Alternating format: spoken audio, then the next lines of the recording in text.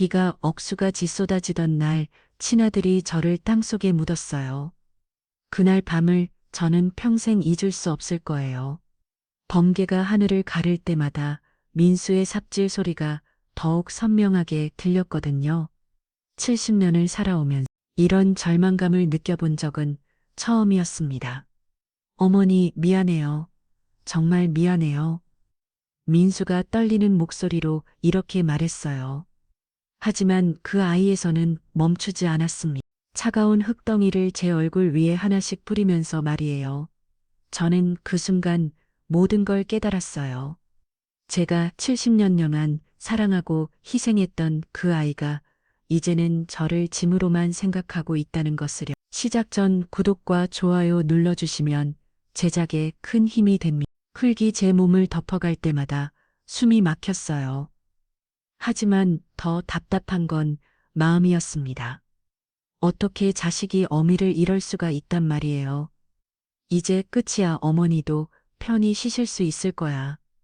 민수는 마지막 삽질을 하면서 중얼거렸어요. 그리고는 서둘러 그 자리를 떠났습니다. 저 혼자 차가운 땅 속에 남겨진 채로요.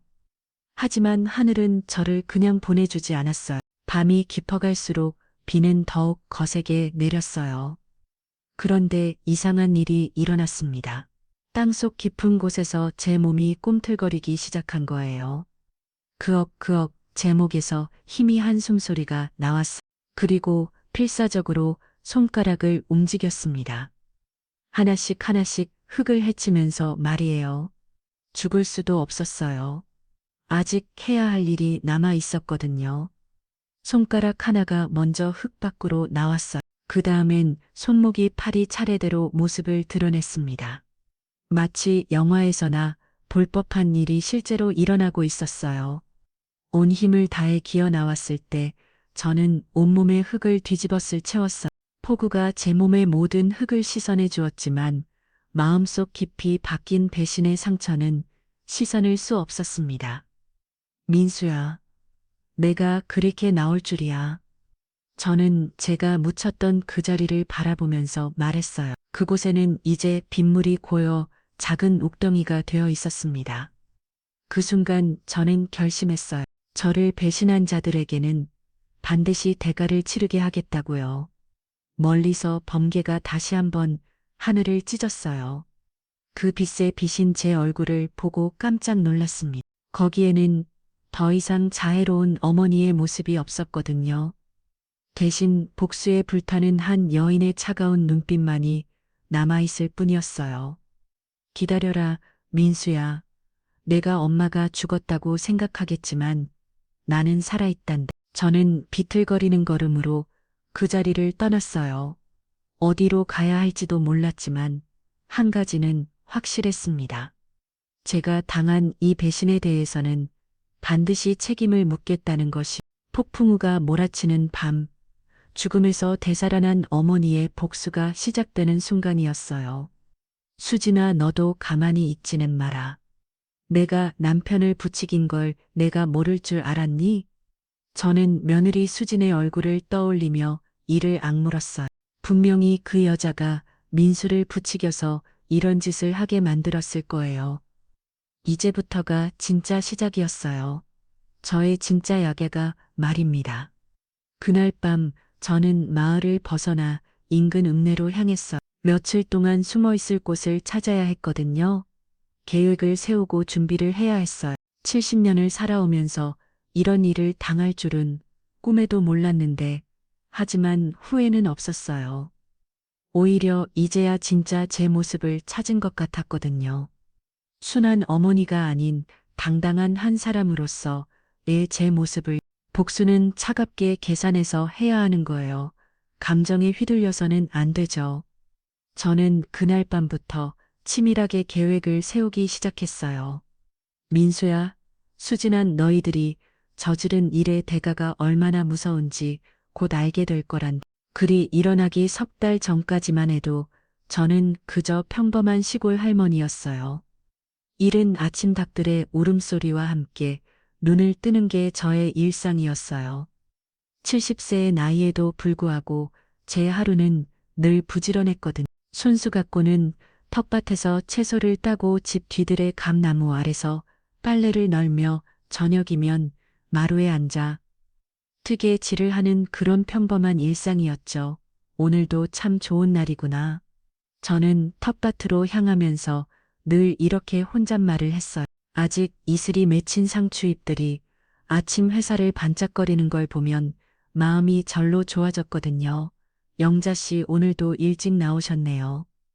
옆집 순남이가 울타리 너머로 인사를 건넸어요. 60대 중반인 그 친구는 저보다 10살이나 어렸지만 언제나 존댓말로 대해주었거든요. 순남아, 너도 일찍 일어났고 오늘 날씨가 얼마나 좋은지 봐라 그러게 말이에요. 이런 날은 빨래도 잘 마를 것 같아요. 저희는 이렇게 소소한 대화를 나누며 하루를 시작하고 냈어요. 별것 아닌 이야기들이었지만 그런 일상이 얼마나 소중한지 그때는 몰랐어요. 텃밭에서 상추와 깻잎을 따고 나면 집으로 돌아와 아침 밥을 준비했어요. 민수와 수진이 그리고 손자 지훈이까지 모두 함께 먹을 수 있도록 넉넉하게 말이에요. 할머니 저 학교 늦겼어. 지훈이가 급하게 밥을 먹으며 말했어요. 고등학교 1학년인 그 아이는 항상 시간에 쫓기듯 살았어요. 천천히 먹으라. 체할락 괜찮아요. 할머니 저 진짜 늦어요. 그 아이는 급하게 밥 한 공기를 다 먹고는 가방을 들고 뛰어나갔어요. 저는 그런 손자를 보면서 미소를 지었어요. 노품이 어라는 참 좋은 거더라고요. 하지만 민수와 수진이는 달랐어요. 밥상에 앉아서도 말이 없었어요. 특히 수진이는 늘 시큰둥한 표정이었거든요. 수진아 입맛이 없네. 오늘 미역국 끓였는데 아니에요. 어머니 그냥 요즘 속이 좀 안 좋아서. 수진이는 이렇게 말하면서도 젓가락질을 대충 했어요. 제가 정성껏 차린 밥상이 마음에 들지 않는다는 표정이었어요. 전 병원 한번 가보지. 그러니 괜찮아요. 그냥 스트레스인 것 같아. 스트레스라니 뭐가 그렇게 스트레스일까 했어요. 시골에서 평화롭게 사는데 말이에요. 민수는 아예 말이 없었어요. 예전에는 그래도 어머니 잘 먹었습니다. 인사라도 했는데 요즘엔 밥만 먹고 일어나더라고요. 민수야, 너도 무슨 걱정이 있니? 아니에요. 어머니, 그냥 일이 좀 힘들었어. 일이 힘들다고 하니 더 물어보기도 어려웠어요. 아들이 고생하는데 엄마가 뭘 도와줄 수 있겠어요. 아침 밥상을 치우고 나면 저는 마당 청소를 했어요. 빗자루로 나게 볼 수 있고 화분에 물도 주고요. 그런 소소한 일들이 제긴 큰 기쁨이었어요. 영자야 장 보러 갈래? 점심 무렵이면 순남이가 찾아왔어요. 저희는 일주일에 두세 번은 함께 시장에 갔거든요. 그래, 가자. 오늘은 뭘 사야 하나? 우리 며느리가 생선 좀 사달라고 하더라고. 너는 뭐 필요한 거 없어? 글쎄 지훈이가 좋아하는 과일이나 좀 사볼까? 저희는 이렇게 장을 보러 다니면서 동네 소식도 나누고 서로의 고민도 털어놓고 났어요. 그게 제 인생의 소소한 즐거움이었어요. 하지만 요즘 들어 이상한 기분이 들기 시작했어요. 민수와 수진이의 태도가 예전 같지 않다는 느낌이 들었거든요. 어머니, 저희 방에서 이야기 좀 할 게 있는데요. 어느 날 저녁 수진이가 이렇게 말했어요. 민수도 함께 있었고요. 무슨 이야기인데 그냥 앞으로의 일에 대해서. 앞으로의 일이라니 무슨 뜻인지 모르겠더라고요. 하지만 뭔가 불길한 예감이 들었어요. 어머니도 이제 나이가 드시니까 건강 관리를 잘 하셔야죠. 수진이의 말에 뭔가 이상한 기운이 느껴졌어요. 마치 저를 부담스러워하는 것 같은 그런 느낌이었어. 나는 아직 건강하단다. 걱정 안 해도. 도에 그래도 마냥을 위해서 말이에요. 요양원 같은 곳도 한번 알아보시는 게 어떤가요? 그때 처음으로 깨달았어요. 아, 이 아이들이 저를 짐으로 생각하고 있구나 하고요. 요양원은 왜? 아니에요. 어머니 그냥 혹시라도 저희가 돌봐드리지 못할 상황이 생길 수도 있으니까요. 민수는 끝내 말이 없었어요. 아내가 간 말에 그냥 고개만 끄덕일 뿐이었어요. 그날 밤 저는 잠을 이루지 못했어요. 정말 제가 이 집에서 짐이 되고 있는 거니까요. 평생 이 땅을 지켜오고 자식들을 키우기 위해 모든 걸 희생했단다 말이에요. 아직 내가 할 수 있는 일이 많은데 혼자 말을 하면서 눈물이 났어요. 나이가 들면 이렇게 되는 건가 싶어서요. 하지만 그때까지만 해도 저는 몰랐어요. 수진이의 말 뒤에 더 큰 계획이 숨어 있다는 것을요. 그리고 그 계획이 저를 죽음으로 내몰게 될 거라는 것도 괜찮을 거야. 영자야. 넌 아직 건강하잖아.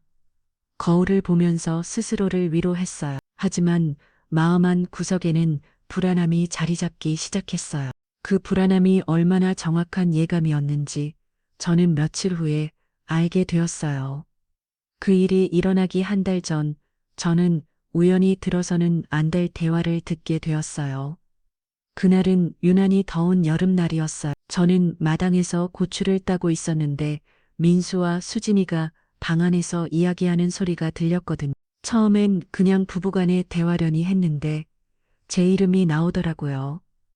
여보, 이렇게 계속 갈 수는 없어요. 수진이의 목소리가 짜증 섞여 들렸어요. 그래도 우리 어머니인데 어머니 하지 말아요. 언제까지 이렇게 살 거예요? 저는 고축 따던 손을 멈추고 귀를 기울였어요. 뭔가 심상치 않은 분위기였거든요. 수진아 목소리 좀 낮. 어머니가 들으시면 어떻게 들으면 어때요? 어차피 언젠가는 말해야 할 일이잖아요. 제 심장이 빨리 뛰기 시작했어요. 뭔가 나쁜 얘기를 하고 있다는 걸 직감적으로 알 수 있었거든요. 이 집도 이 땅도 다 어머니 명의잖아요. 우리가 뭘 할 수 있어요? 민수가 한숨을 쉬며 말했어요. 그러니까 그게 분유라고요. 어머니가 돌아가시기 전까지는 우리가 아무것도 못하잖아. 돌아가시기 전까지라니 수진이가 제 죽음을 기다리고 있다는 말인가요? 수진아, 그런 말 하지 마요. 사실이잖아. 어머니 나이가 70인데 언제까지 사실 거예요? 우리도 이제 나이가 있는데 계속 이렇게만 살 수는 없어요. 저는 그 자리에 주저앉고 싶었어요. 평생 사랑했던 며느로가 제 죽음을 이렇게 노골적으로 바라고 있다네요. 그래도 뭐해. 여보는 맨날 그래도만 하고 지훈이 대학 가를 돈은 어디서 나와요? 이 시골에서 농사 지어서 언제 돈을 모아요? 수진이의 목소리가 점점 커졌어요.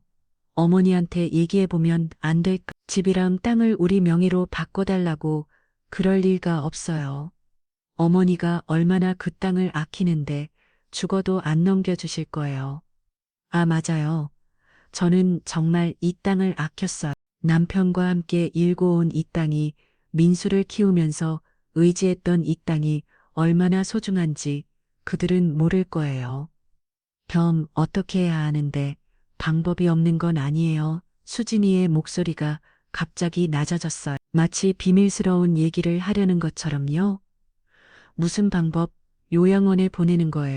그러면 자연스럽게 우리가 이 집을 관리하게 되고 요양원이라고 어머니가 그걸 원하실까? 원하고 안 원하고가 문제가 아니에요. 어머니 건강이 안 좋아지고 있다고 하면 되잖아요. 건강이 안 좋다고. 네. 저는 아직 팔팔했는데 말이 해요. 하지만 어머니는 아직 건강하신데. 그러니까 그렇게 만드는 거죠. 그렇게 만든다니 도대체 무슨 뜻인지 소름이 돋았어요. 수진아, 너 지금 무슨 소리를 하는 거야? 약을 조금씩 타서 드리는 거예요. 그러면 자연스럽게 기력이 떨어지고 건강이 나빠지겠죠. 저는 그 순간 머리가 하얘졌어요. 며느리가 저를 독살나려 한다는 말이었거든요. 그런 건 안 돼, 절대 안 돼. 민수가 화를 내며 말했어. 그래도 제 아들은 양심이 있구나 싶었어요. 그럼 다른 방법이 있어요? 이대로 계속 살 거예요. 언제까지 어머니 눈치 보면서 그래도 그런 건 여보가 결단을 못 내리니까 이 모양이에요. 어머니만 없으면 우리는 자유로워질 수 있어요. 이 땅을 팔아서 서울로 이사가고 지훈이 교육도 제대로 시킬 수 있고 어머니만 없으면 그 말이 제 귀에 맴돌았어요. 전화 왔어요. 갑자기 수진이가 말했어요. 여보세요? 아, 회장님. 네, 그 일 말이에요. 아직 시간이 좀 더 필요할 것 같아요. 네, 알겠습니다. 회장님이라니 누구를 말하는 걸까요? 전화를 끊은 후 수진이가 다시 말했어. 이 회장님이 언제까지 기다려 주실 것 같지 않아요. 이 땅 매매 건말이에요. 땅 매매라고요? 제 허락도 없이 누군가와 땅 파는 얘기를 하고 있었다는 말인가요? 어머니가 동의하지 않으시면 어쩔 수 없잖아요. 그러니까 어머니를 설득해야 하는 거 아니에요? 아니면 뭐 어머니가 판단력을 잃으시게 만드는 거죠. 치매 기운이 있다고 하면서요. 치매라고 저는 아직 정신이 멀쩡한데 말이에요. 수진아, 정말 그만해 듣기 싫어. 여보는 너무 착해요. 그러니까 맨날 어머니한테 끌려다니는 거예요. 저는 더 이상 들을 수가 없어서 부엌으로 피했어요. 온몸이 떨렸어요. 밀었던 가족들이 저를 이렇게 생각하고 있었다니요. 할머니 왜 그렇게 안색이 안 좋으세요? 마침 학교에서 돌아온 지훈이가 저를 보며 걱정스럽게 물었어요. 아니야, 괜찮다. 그냥 좀 더워서 그래요. 그럼 에어컨 틀어드릴까요? 고마워, 지훈아. 손자만큼은 저를 진심으로 걱정해 주는 것 같아서 조금이나마 위로가 되었어요. 그날 밤 저는 잠을 이룰 수가 없었어요. 수진이의 말들이 계속 머릿속에 맴돌았거든요. 어머니만 없으면 자연스럽게 건강이 나빠지게 치매 기운이 있다고 이런 일이 일어날 줄이야. 저는 베개 얼굴을 묻고 울었어요. 70년을 살면서 이렇게 배신감을 느껴본 적은 처음이었어요. 그 다음 날부터 저는 민수와 수진이를 다른 눈으로 보게 되었어요. 밥을 차려 줘도 고마워하지 않는 것 같고, 제가 하는 말에도 시큰둥하게 반응하는 것 같고요. 어머니 오늘 컨디션이 어떠세요? 수진이가 이렇게 물을 때마다 등골이 선을 했어요. 혹시 벌써 뭔가를 시작한 건 아닐까 하는 의심이 들었거든요. 괜찮다 왜? 그냥요. 요즘 좀 피곤해 보이시어요. 피곤해 보인다니 당연하죠. 제 가족이 저를 없애려고 계획을 세우고 있는데 피곤하지 않을 수가 있나요? 하지만 저는 모르는 척 했어요. 아직은 확실한 증거가 없었거든요. 혹시나 제가 잘못 들었을 수도 있고 수진이가 그냥 화가 나서 한 말일 수도 있고요. 그런데 며칠 후 결정적인 순간이 왔어요. 어머니만 정리하면 땅은 우릴 거야. 수진이가 전화 통화를 하면서 이렇게 말하는 걸 들었거든요. 정리라는 단어가 얼마나 무서운 의미인지 그때 비로소 깨달았어요. 제 며느리는 정말로 저를 없애려고 하고 있었어요. 그들이 제 진짜 비밀을 알았다면 과연 그런 생각을 할 수 있었을까요? 사실 지 모든 땅은 처음부터 제 명의였어요. 남편 명의가 아니라 말이에요. 이 사실을 아는 사람은 처음 알고는 아무도 없었어요. 심지어 민수도 몰랐거든요. 그날 밤 저는 서랍 깊숙이 숨겨놓던 서류들을 꺼내봤어요. 40년 전 땅 문서, 통장, 그리고 제가 몰래 모아온 돈의 기록들이 모두 거기 있었어요. 여보, 이 땅을 내 명의로 해뒀어요. 남편이 살아있을 때 제가 이렇게 말했던 기억이 났어요. 왜 남편 명의로 하면 되지? 만약을 위해서요. 당신한테 무슨 일이 생기면 어떻게? 그러면 민수와 제가 길거리에 나완게 될 수도 있잖아요. 그때 남편은 웃으면서 말했어요. 그래, 내가 알아서 해. 넌 나보다 똑똑하니까 저는 정말 다행이라고 생각했어요.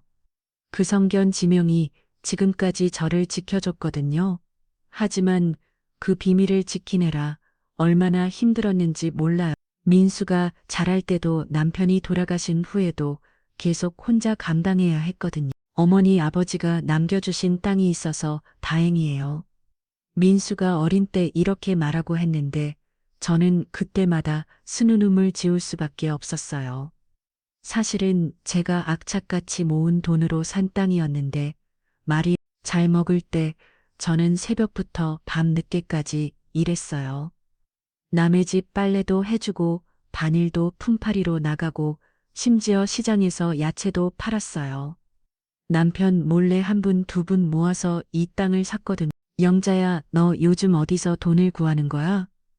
남편이 의심스러워할 때마다 저는 이렇게 둘러댔어요. 친정에서 조금 돈이 줬어요. 우리 민수 학용품 사라고요. 거짓말이었어요. 친정은 저보다도 가난했거든요. 모든 건 제가 밤낮으로 일해서 번 돈이었어요. 그렇게 10년을 모아서 이 땅을 샀을 때 저는 정말 기뻤어요. 드디어 우리 가족만의 터전이 생겼다는 생각에 눈물까지 났었거든요. 이제 민수가 자라면 이 땅에서 농사를 지으며 살 수 있겠구나. 그런 소박한 꿈이 있었어요. 하지만 지금 와서 보니 그 꿈이 얼마나 어리석었는지 알겠더라고요. 제가 그렇게 사랑했던 아들이 오히려 그 땅 때문에 저를 없애려고 하다네요. 며칠이 지난 어느 날 더 충격적인 일이 일어났어요. 어머니, 저녁 드시고 나서 잠깐 산책 나가실래요? 수진이가 이상하게 다정한 목소리로 말했어요. 평소와는 너무 달라서 오히려 의심스러웠어. 산책이라니 요즘 어머니가 집에만 계시니까 답답하실 것 같아서요. 날씨도 선선하고요. 그때 밖을 보니 구름이 잔뜩 끼어 있던 하고요. 곧 비가 올 것 같은 날씨였어요. 비 올 것 같은데 괜찮아요. 금방 다녀올 거니까요. 민수도 함께 나서더라고요. 부부가 함께 저와 산책을 나가자고 하다니 뭔가 이상했어요. 그럼 지훈이는 친구 집에 갔어요. 늦게 올 거예요. 아, 지훈이가 없을 때를 노린 거구나 싶었어요. 저희는 집 뒤쪽 밖으로 걸어갔어요. 평소라면 저도 좋아했을 길인데 그날은 왠지 발걸음이 무거웠어요. 어머니, 혹시 요즘 몸이 안 좋으시지 않아요? 수진이가 갑자기 물었어요. 아니, 괜찮다 그래도. 나이가 나이치니까 마냥을 위해서 유언장 같은 거 써두시는 게 어떨까요? 유언장이라니, 갑자기 왜 그런 소리를 하는 걸까요?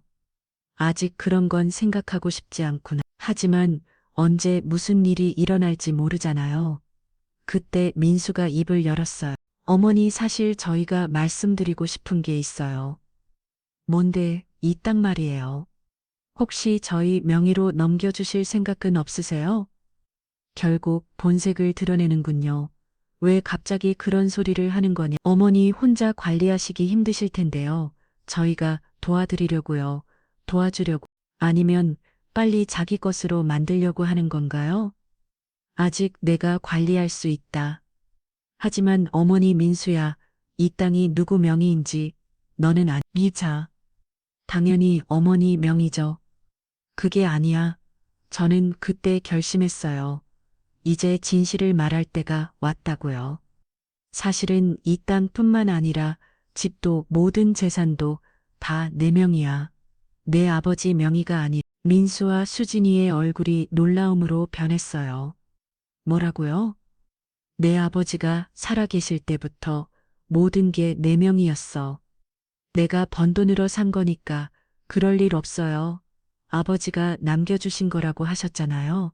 아니다. 모든 내가 밤낮으로 일해서 모은 돈으로 산 거야. 40년 동안 숨겨온 비밀이지.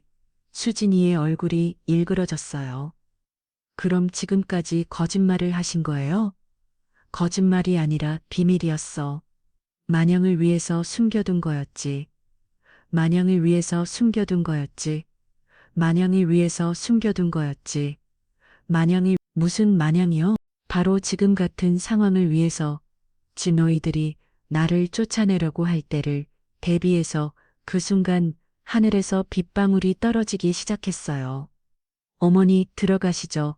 비가 와요. 민수가 말했지만 저는 움직이지 않았어요. 아니다. 할 말이 더 있어. 뭔데요? 너희들이 나를 없애려고 계획하고 있다는 것도 다 알고 있어. 수진이의 얼굴이 하얗게 변했어요. 무슨 소리예요?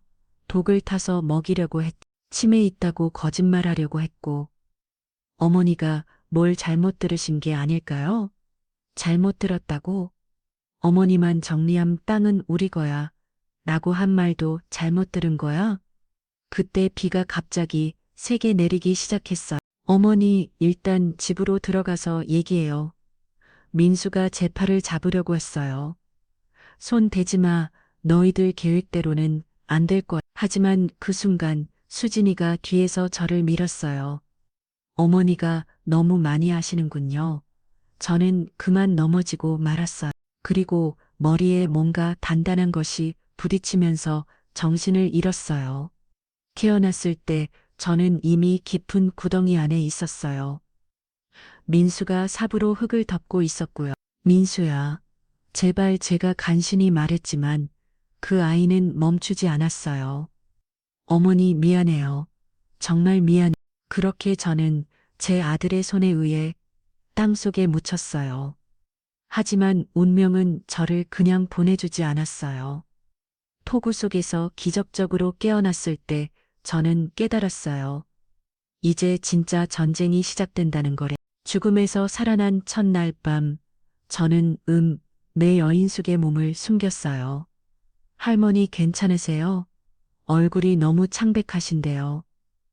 여인숙 주인 아주머니가 걱정스럽게 물었어요. 저는 온몸에 흙을 뒤집어 쓰신 채로 나타났으니까 얼마나 이상해 보였겠어요. 괜찮습니다. 그냥 산에서 길을 잃었다가 넘어진 거예요. 어머, 그럼 가족분들이 걱정하겠어요. 연락드려야죠. 아니에요. 연락하지 마세요. 제가 너무 급하게 말해서 주인 아주머니가 깜짝 놀랐어요. 죄송해요. 그냥 가족들한테 걱정 끼치기 싫어서요. 거짓말이었어요. 사실은 아직 죽었다고 생각하게 해야 했거든요. 제 복수 계획을 위해서 말이에요. 그날 밤 저는 거울을 들여다봤어요. 70세의 주름진 얼굴이지만 눈빛만큼은 예전과 달랐어요. 복수에 불타는 차가운 눈빛이었어요. 영자야, 이제 새로운 내가 되는 거다. 저는 스스로에게 말했어요. 이제는 착하기만 한식을 할머니가 아니라 배신자들에게 복수하는 여자가 되어야 했어요. 다음 날 아침 저는 마을로 몰래 돌아갔어요. 멀리서 우리 집 상황을 살펴보려고 했거든요. 어머, 영자 씨가 어디 가셨대요? 순남이가 다른 이유가 대화하는 소리가 들렸어요. 글쎄, 민수 씨가 어머니가 실종되셨다고 하던데, 실종이라고요?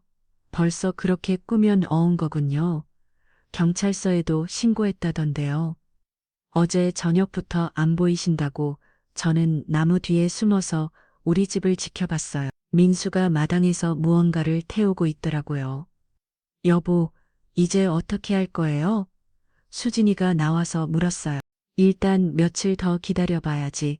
수색대도 나올 테고 찾을 수 있을까요? 그 깊은 곳에 묻혔는데 그들은 여전히 제가 죽었다고 생각하고 있었어요. 수진아, 이제 그만 집 정리 시작하자. 벌써요? 너무 빠른 것 아닌가요?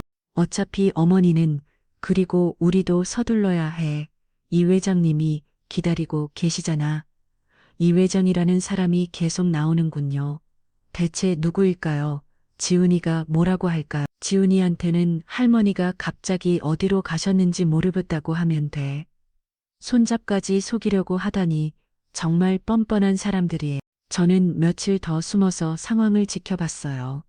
그들이 어떻게 행동하는지 모든 걸 확인하고 싶었거든요. 할머니가 왜 안 오시지? 지훈이가 울먹이는 소리가 들렸어요. 그 애는 정말 저를 걱정하고 있었어. 지훈아, 할머니는 아마 좋은 곳으로 가셨을 거야. 민수가 애매하게 대답했어요. 좋은 곳이요? 어디? 그냥 할머니가 편안히 쉴 수 있는 곳. 편안히 쉴 수 있는 곳이라니 결국 죽었다는 뜻으로 말하는 거네요. 아빠, 저는 할머니를 계속 기다린 거예요. 지훈이의 말에 제 마음이 찢어질 것 같았어요. 당장 나타나서 그 아이를 안아주고 싶었지만 참았어요. 아직 때가 아니었거든요. 일주일이 지난 후 더 충격적인 광경을 목격했어요. 이제 부동산 중개업소에 연락해도 될 것 같아요. 수진이가 말했어요. 벌써? 어머니 실종 신고한 지 일주일이 됐잖아요. 이제 슬슬 움직여도 될 것 같아요. 그래도 너무 성급한 거다니까.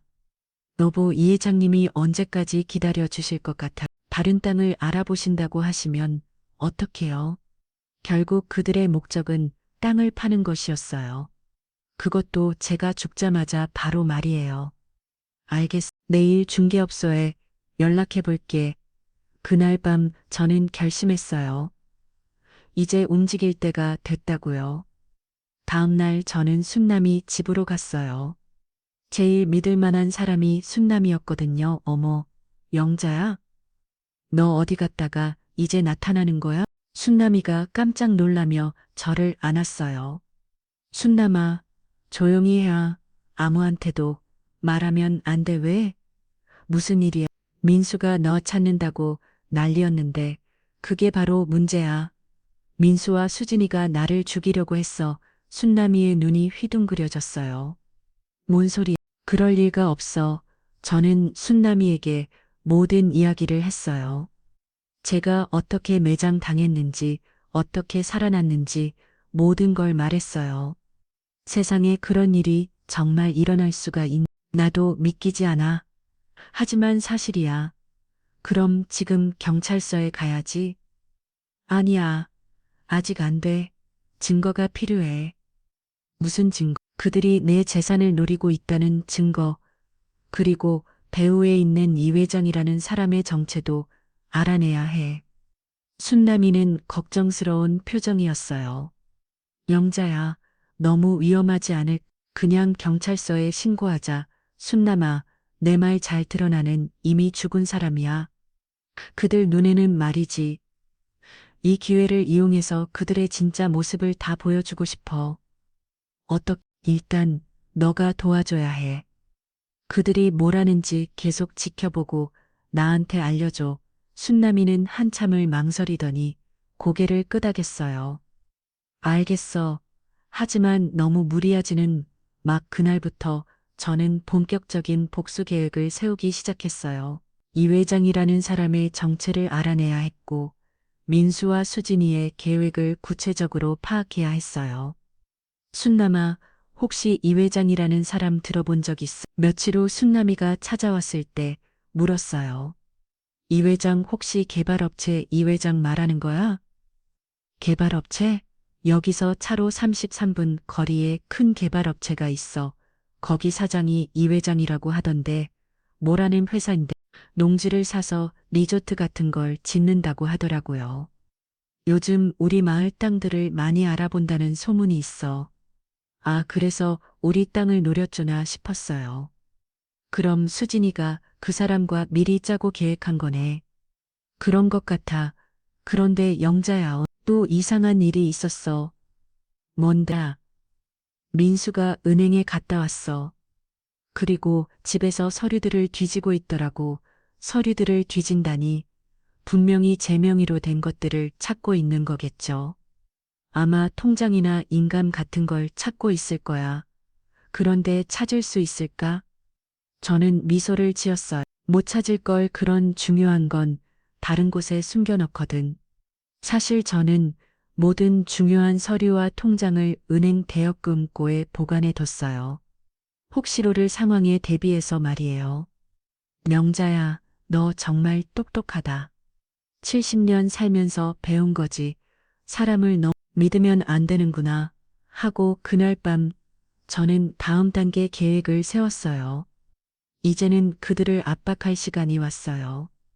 민수야, 수진아, 아들이 얼마나 치밀하게 계획했는지는 모르겠지만 엄마를 너무 우습게 봤구나. 저는 거울을 보며 말했어요. 이제 진짜 방역이 시작될 거예요. 이제 진짜 게임을 시작할 때가 됐어요. 2주가 지나자 저는 본격적으로 그들을 압박하기 시작했어요. 먼저 순남이를 통해서 작은 신호를 보내기로 했어요. 순남아, 오늘 민수 내 집 가서 이렇게 말해봐. 영자 씨 꿈을 꼈는데 뭔가 말하고 싶어 하는 것 같더라고. 그런 말을 하면 무서워하지 않을까? 그게 목적이야. 그들이 죄책감을 느끼게 해야. 순남이는 걱정스러운 표정이었지만 제 부탁을 들어줬어요. 그날 오후 순남이가 돌아와서 말했어요. 영자야, 수진이 얼굴이 하얗게 질리더라. 뭐라고 하던 꿈은 무슨 꿈이냐고 대문더라고. 그래서 내가 영자 씨가 뭔가 억울하다는 표정을 하고 있었다고 했더니 완전 벌벌 떨더라. 좋아요. 효과가 있는군요. 민수는 어떠던 민수는 그냥 꿈은 꿈일 뿐이다.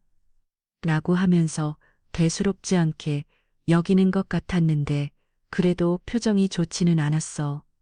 다음 날 저는 한 단계 더 나아가기로 했어요. 밤중에 우리 집 마당에 몰래 들어가서 텃밭 조금 건드렸어요. 제가 항상 갖고 던 상추밭에 흙을 파헤치고 호박잎 몇 개를 꺾어놨어요. 아침에 수진이가 그걸 보고 귀급했다고 순남이가 전해줬어요. 누가 밭을 이렇게 만들었을까요? 수진이가 민수에게 물었대요. 동물이겠지. 동물이 이렇게 규칙적으로 팔 수 있을까요? 마치 사람이 한 것 같은데 설마 사람이 남의 집 밭을 이렇게 하겠어. 하지만 수진이는 계속 의심스러워했대요. 특히 제가 늘 갖고 던 상추밭만 골라서 건드린 게 이상하다고 했어요. 어머니가 제일 아끼던 곳인데 수진이가 중얼거렸다고 해요. 일주일 후 저는 더 직접적인 행동에 나섰어요. 순남아, 오늘은 수진이한테 이렇게 말해봐. 영자 씨가 생전에 숨겨둔 게 있다고 하던데 혹시 찾아봤냐고. 무서워하지 않을까 그래야 해. 그들이 얼마나 조급해야 하는지 보고 싶어. 순남이가 다녀온 후 들려준 이야기는 정말 흥미로웠어요. 수진 씨가 깜짝 놀라면서 무슨 걸 숨겨뒀다는 거냐고 물었어. 그래서 내가 글쎄 영자 씨가 뭔가 중요한 서류들을 어디에인가 숨겨뒀다고 하던데 라고 했더니 얼굴색이 변하더라고요. 민수는 그런 건 없을 거다 라고 했는데 목소리가 떨리고 있었어. 그날 밤 순남이가 다시 와서 충격적인 소식을 전해줬어요. 영자야, 민수 집에서 밤새도록 불이 켜져 있었어. 뭔가를 찾고 있는 것 같더라. 역시 그렇군. 그리고 수진이가 민수한테 소리를 지르는 게 들렸어. 뭐라고 당신이 제대로 처리하지 못해서 이렇게 됐다고 하면서 화를 내더라고. 드디어 그들 사이에 균열이 생기기 시작했군요. 며칠 후 저는 가장 결정적인 카드를 사용하기로 했어요. 은행에 가서 제 통장을 확인해 보니 민수가 제 돈을 인출하려고 시도한 흔적이 있더라고요. 물론 실패했겠지만요. 아가씨, 혹시 박민수라는 사람이 와서 이 통장으로 돈을 뽑으려고 했나요? 네, 며칠 전에 오셨는데 인감이 맞지 않아서 안 됐어요. 본인이 아니시면 안 된다고 했거든요. 그래요. 그럼 앞으로 더 조심해 주세요. 저 말고는 아무도 돈을 뽑을 수 없게요. 네, 알겠습니다. 그날 저녁 순남이를 통해 메시지를 전했어요. 전민수한테 이렇게 말해봐. 은행에서 누군가 영자 씨 통장으로 돈을 뽑으려고 했다는 소문이 있던데. 그러고 다음 날 순남이가 가져온 소식은 예상대로였어요. 민수 얼굴이 새파랗게 질렸어. 그리고 수진이랑 싸우기 시작했어.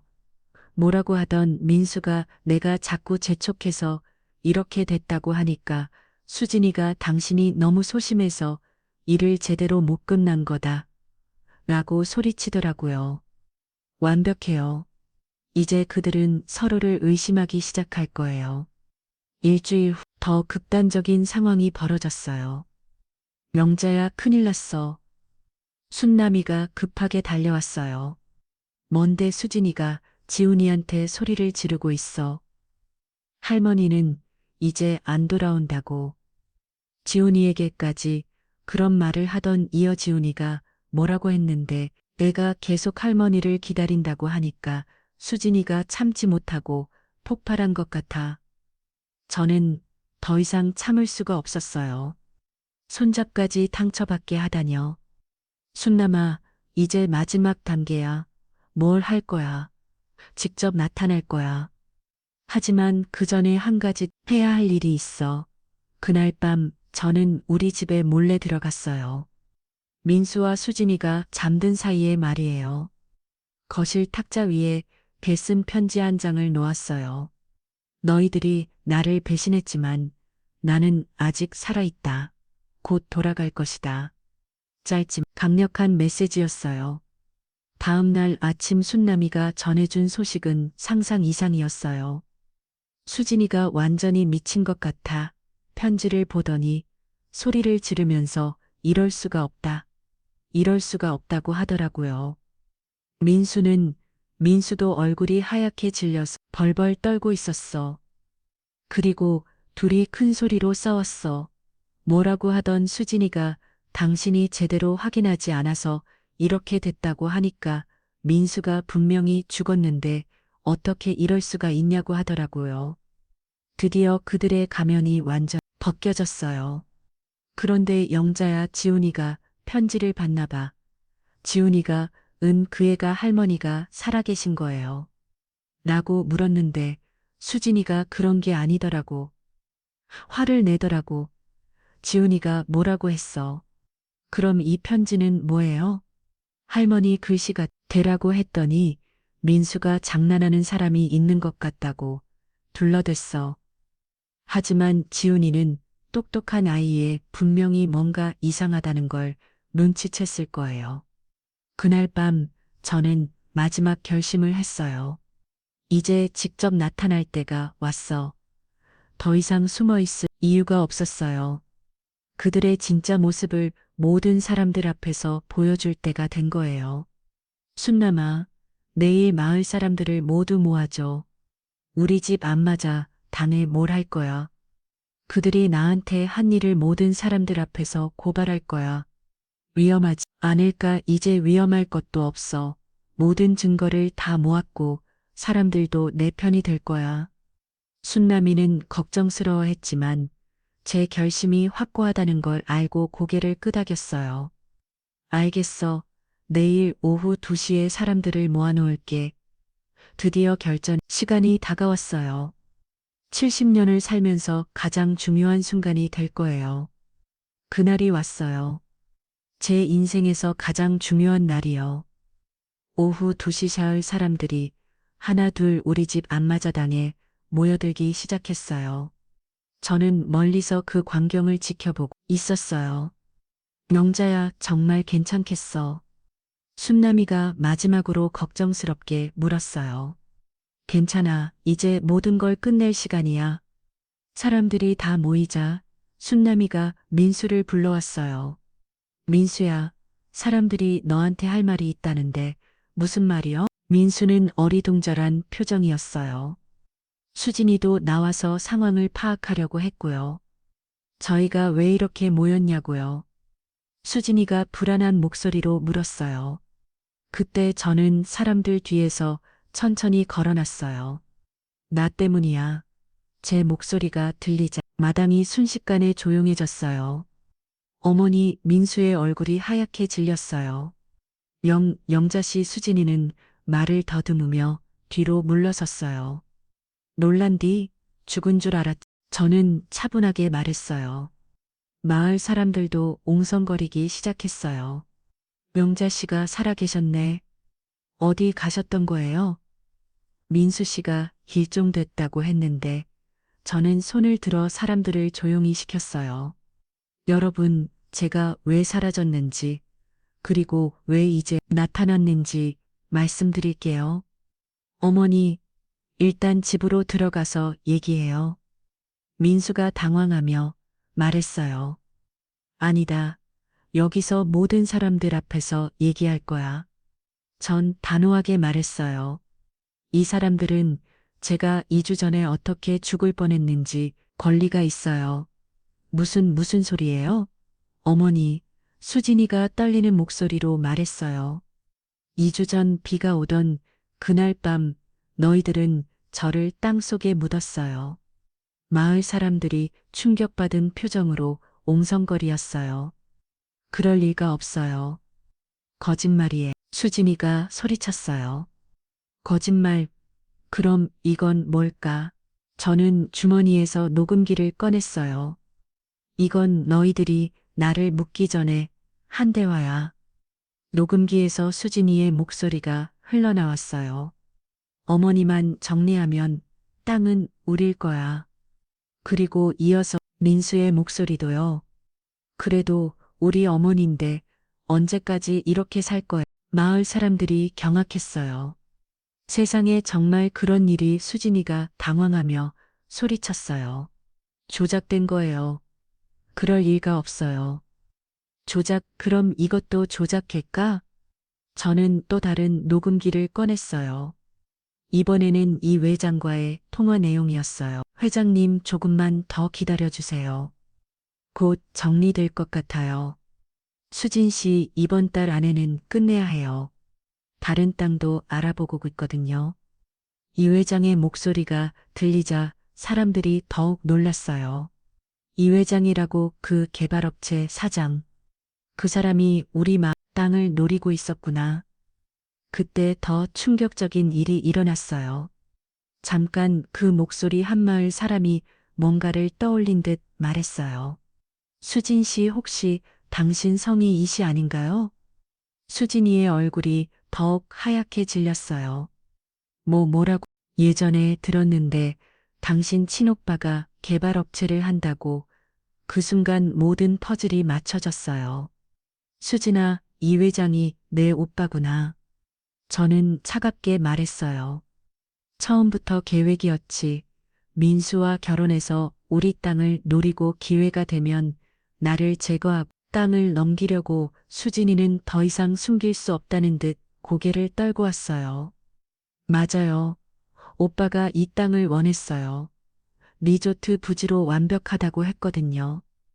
마을 사람들이 분노했어요. 이게 무슨 일이야? 사기꾼들이었구나. 민수가 그제야 진실을 깨달은 듯 수진이를 바라봤어요. 수진아, 너는 처음부터 날 이용한 거야?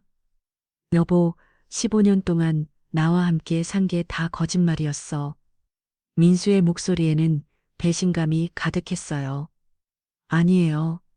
처음엔 정말 사랑했어요. 하지만 시간이 지나면서 이 시골 생활이 너무 힘들었어요. 가난하게 살기 싫었고 지훈이에게도 더 나은 환경을 만들어주고 싶었어요. 그래서 내 어머니를 죽이려고 했어. 민수가 분노하며 소리쳤어요. 당신도 동의했잖아. 나 혼자 한 일이 아니에요. 나는 그냥. 민수는 말을 잇지 못했어요. 그때 지훈이가 학교에서 돌아왔어요. 할머니 지훈이가 저를 보고 달려왔어요. 할머니 정말 살아 계셨어요. 저는 믿고 있었어요. 저는 손자를 꼭 안아줬어요. 미안하다, 지훈아. 할머니가 이런 일로 너를 힘들게 해서 괜찮아요. 할머니 이제 돌아오셨으니까요. 하지만 지훈이도 부모님의 대화를 들었나 봐요. 점점 상황을 이해하는 표정이었어요. 아빠, 엄마, 이게 무슨 일이에요? 민수와 수진이는 대답할 수 없었어요. 저는 지훈이를 다시 안아주며 말했어요.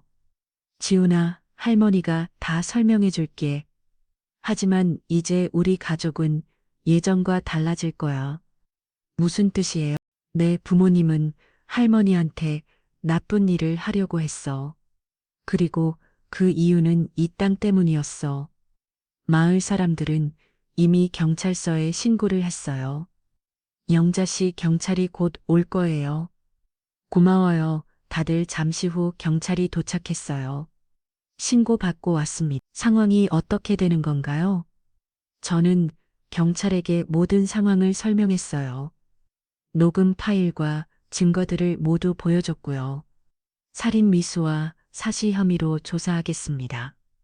민수와 수진이가 경찰서로 연행됐어요. 민수는 마지막에 저를 돌아보며 말했어요.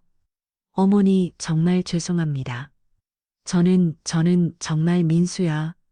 저는 아들을 차갑게 바라보며 말했어요. 넌 내 아들이었지만 이제는 남이야. 70년 동안 널 사랑했지만 그 사랑도 이제 끝이다. 민수는 눈물을 흘리며 경찰차에 탔어요. 수진이는 끝까지 원망스러운 눈으로 저를 쳐다봤어요. 어머니도 참 대단하세요. 죽은 척 하면서까지 우리를 함정에 빨들이시다니. 내가 먼저 나를 죽이려고 했지 않니? 나는 그냥 살아남은 것뿐이야. 모든 게 끝난 후 지훈이와 둘만 남았어요. 할머니, 이제 어떻게 돼요? 지훈아, 내가 원한다면 할머니와 함께 살 수 있어. 아니면 다른 침착집으로 가도 되고, 저는 할머머와 함께 있고 싶어요. 지훈이의 말에 제 마음이 조금 따뜻해졌어요. 하지만 복수는 완성됐지만 마음의 상처는 쉽게 아물지 않을 것 같았어요. 지훈아, 할머니가 이런 일을 겪으면서 배운 게 있어. 뭐에 사람을 믿는 것도 중요하지만 너무 맹신하면 안 된다는 거야. 가족이라고 해서 무조건 믿을 수 있는 건 아니다구나. 그날 밤 저는 혼자 마루에 앉아 별을 봤어요. 여보, 우리 민수가 이렇게 될 줄 알았나요? 하늘의 남편에게 물어봤어요. 답은 없었지만 이제 모든 게 끝났다는 안도감은 있었어요. 그리고 지훈이라는 희망이 남아 있어서 다행이었어요. 새 세월이 지났어요. 법정에서 모든 게 끝났을 때 저는 생각보다 후련하지 않았어요. 피고인 박수진에게 사기미 살인 미수죄로 징역 7년을 선고합니다. 판사의 선고가 떨어졌을 때 민수가 저를 돌아봤어요. 그 아이의 눈에는 후회와 절망이 가득했어요. 수진이는 끝까지 억울하다는 표정이었지만 민수는 달랐어요. 어머니, 민수가 목소리로 불렀어요. 저는 고개를 돌려야 할 수 있는 것 같아요. 그 아이의 눈을 들은 것 같아요. 저는 고개를 돌렸어요. 더 이상 들을 말이 없었거든요. 법정을 나섰는데 민수가 뒤에서 따라와서 무릎을 꿇었어요. 어머니, 죄송합니다. 정말 미안해요. 사람들이 쳐다보는 가운데 제 아들이 길바닥에 무릎을 꿇고 있었어요. 민수야, 저는 그 아이를 내려다보며 말했어요. 일어나거라, 이제 와서 무릎 꿇은다고 달라질 게 있니? 어머니, 저는 정말 몰랐어요. 수진이가 오빠와 자고 그런 계획을 세웠는지 몰랐다고, 나를 당에 묻을 때도 몰랐다고 민수는 대답할 수 없었어요. 민수야, 내가 속안든 이용당해든 상관없어. 결국 내 손으로 나를 묻었지 않니? 어머니, 이제 우리는 남이야. 더 이상 모자 관계가 아니다. 저는 등을 돌려 걸어갔어요. 뒤에서 민수의 울음소리가 들렸지만 돌아보지 않았어요. 집으로 돌아와서 지훈이가 기다리고 있었어요. 할머니, 어떻게 됐어요? 끝났다. 이제 정말 끝이야. 지훈이는 아무 말 없이 제 곁에 앉았어요. 그 아이도 많이 힘들었을 거예요. 하루 아침에 부모를 잃게 됐으니까요. 지훈아, 미안하. 왜 미안하세요? 내 부모 때문에 이런 일이 생겨서 할머니 잘못이 아니에요. 할머니는 피해자라고 선생님이 그러셨어요. 지훈이는 정말 성숙한 아이였어요. 7월 5살밖에 안 됐는데도 상황을 다 이해하고 있었어요. 할머니, 저는 할머니 편이에요. 아빠와 엄마가 잘못한 거예요. 지훈이의 말에 제 마음이 조금 따뜻해졌어요. 그날 밤 저는 오랜만에 잠들었어요. 3개월 동안 제대로 잠을 잘 수가 없었거든요. 다음 날 아침 순남이가 찾아왔어요. 영자야, 이제 좀 나아졌니? 응, 조금. 그런데 민수 그 녀석이 어제 여기 와서 한참 서 있더라. 그래, 문 앞에서 1시간 넘게 서 있다 그냥 갔어. 뭔가 말하고 싶어 하는 것 같던데. 저는 아무 대답을 하지 않았어요. 영자야, 그래도 내 친아들인데 순남아, 그 얘기는 하지 마. 순남이는 더 이상 말하지 않았어요. 제 마음을 이해했나 봐요. 몇 주까지 나자 마을 사람들의 시선도 예전과 달라졌어요. 처음엔 동정의 눈빛이었는데 이제는 존경하는 눈빛으로 바뀌었어요. 영자 씨, 정말 대단하세요. 어떻게 그런 상황에서 그렇게 침착하게 대처하셨어요. 사람들은 저를 용감한 할머니라고 불렀어요. 하지만 저는 그냥 살아남으려고 발버둥 쳤을 뿐이었어요. 어느 날 지훈이가 학교에서 돌아와서 말했어요. 할머니 아빠가 학교로 편지를 보냈어요. 편지 내 담임 선생님이 주시더라고요. 지훈이가 편지 봉투를 꺼냈어요. 민수 글씨였어요. 읽어보겠니? 아니요, 할머니가 읽어보세요. 저는 편지를 펼쳤어요. 어머니께 정말 죄송합니다. 매일매일 후회하고 있습니다. 어떻게 제가 그런 일을 할 수 있었는지 저도 모르겠습니다. 수진이가 이혼을 요구했습니다. 모든 게 들통난 지금 이상 저와 함께 있을 이유가 없다고 합니다. 어머니 지훈이를 부탁드립니다. 제가 자격이 없는 것 알지만 그래도 제 아들입니다. 정말 죄송합니다. 민수 올린 편지를 다 읽고 나니 복잡한 마음이 들었어요. 할머니 뭐라고 쓰여 있어요? 아무것도 중요한 거 없다.